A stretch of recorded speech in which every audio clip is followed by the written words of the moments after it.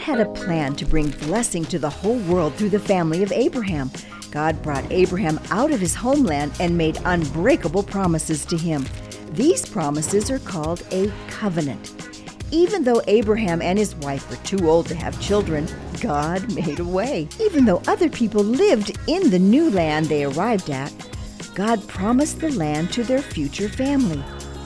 Even though all people sin and make bad choices, the family of Abraham would grow up to be a blessing to the whole world. Isaac was Abraham and Sarah's son, the child that God miraculously gave them. Isaac married Rebekah, and they had twin sons. They were Abraham's grandsons. The twins were born on the same day, but Esau was older.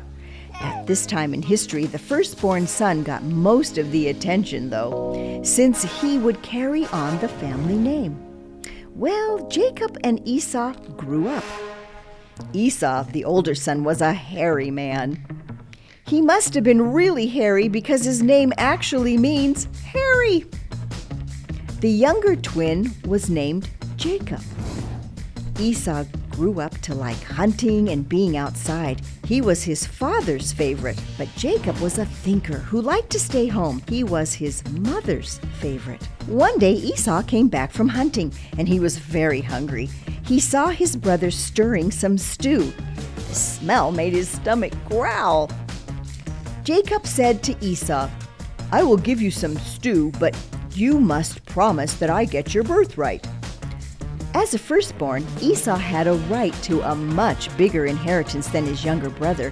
Esau was supposed to get a lot more of the family's riches later in life. The younger brother would still get some, but the older brother was supposed to get the most. But Esau was so hungry, he gave up his birthright for a bowl of stew.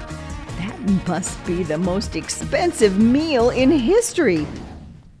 Sometime later, Isaac was old and realized he was going to die soon. He asked his favorite son, Esau, to go on a hunt and make him a special meal. While Esau was gone, Jacob's mother, Rebekah, helped Jacob trick his father, Isaac.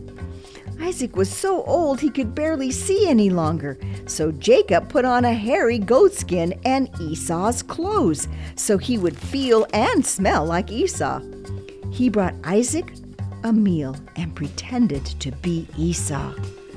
Isaac felt the hair from the goatskin and was tricked into thinking he was Esau.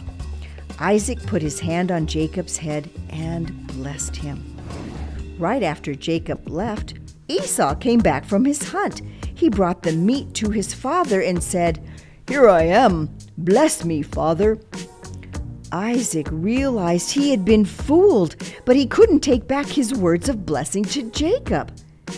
Now Jacob had Esau's inheritance of the family's riches, and he had the family blessing from God. Ooh, Esau was very angry, and Jacob needed to run away from his brother so he wouldn't be killed. What a mess! God had chosen this family to restore his relationship with the world, even though this special family needed God to save them. But God kept his promise to the family of Abraham, Isaac, and Jacob. No matter what, God keeps his promises. Welcome back! No matter how hungry I am, this stew always fills me up. I sure hope Esau from that story enjoyed his bowl of stew too. After all, he traded basically everything he had for it. Well, the time has come to reveal the results of our walking rainbow experiment. Look at that! It went from red to made orange, made yellow, made green, made blue, made purple, made red. In all other places in the Bible, God uses things like a rainbow to remind his people that he keeps his promises, no matter what. Well, we're out of time for today, friends. Join me again at Beaker Labs as we explore the neat world God has made for us. Look at all of these. Which is your favorite color?